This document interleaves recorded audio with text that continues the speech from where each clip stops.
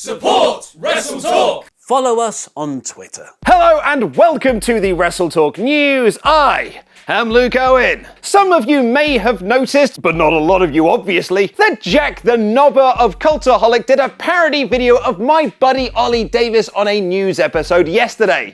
Wasn't that good though. I mean, he didn't even wear a jacket. At least try, mate. We've had a few messages from people asking what we're going to do about it. And let me tell you something, brother. Something is coming. Let's just say that tomorrow there may be some sort of showdown on this channel. So please subscribe and hit the notification bell to make sure you get told when that video goes live.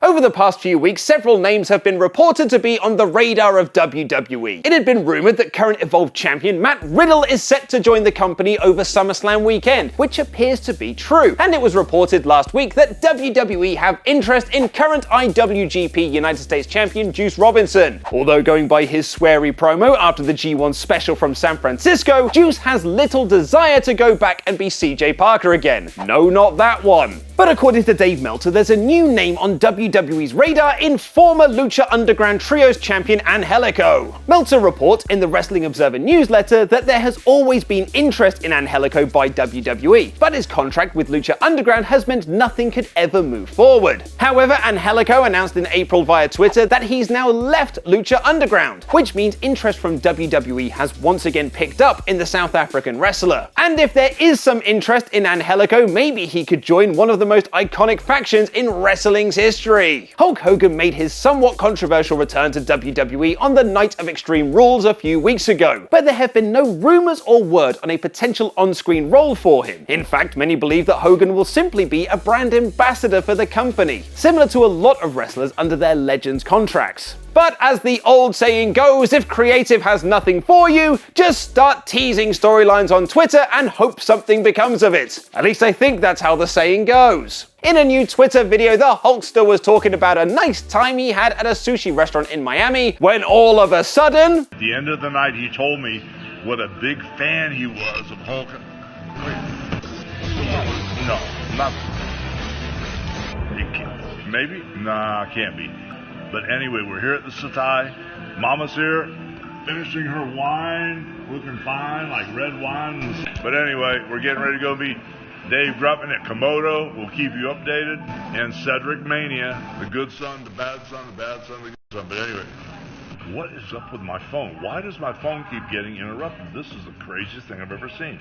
If any of our younger viewers are wondering just what that awesome music was, this is a tease of Hogan's old WCW faction New World Order, which he formed with Kevin Nash and Scott Hall back in 1996. The group catapulted WCW above the WWF throughout '97 and even jumped over to WWE in 2002 after WCW closed its doors. Are the nWo coming back to WWE? Or is it just Hogan being Hogan? Well, according to Ticket Drew, it's very much the latter. I've been asked a couple of times if the nWo is coming back with Hogan, Hall and Nash. No, I don't think they will have another run on the main roster as active wrestlers. You don't say. But you might see them on the network or a one-off sometime soon. Not that WWE really needs the nostalgia buzz, as thanks to Brock Lesnar and Ronda Rousey returning to Raw this week, the ratings were the best they've been since WrestleMania. In fact, it was the highest rated show on cable, pulling in 2.9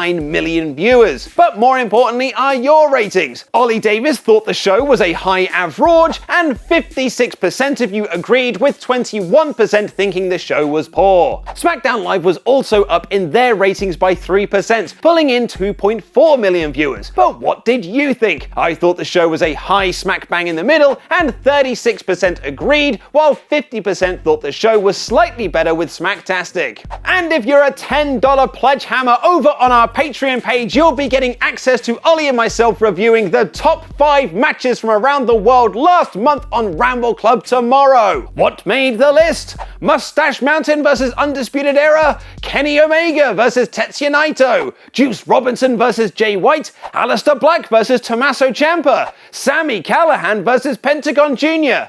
You'll find out tomorrow, only on Ramble Club. Watch myself and Ollie Davis break down this week's episode of SmackDown Live on the Wrestle Ramble. Click the video on screen right now to check that out. I've been Luke Owen, and that was wrestling.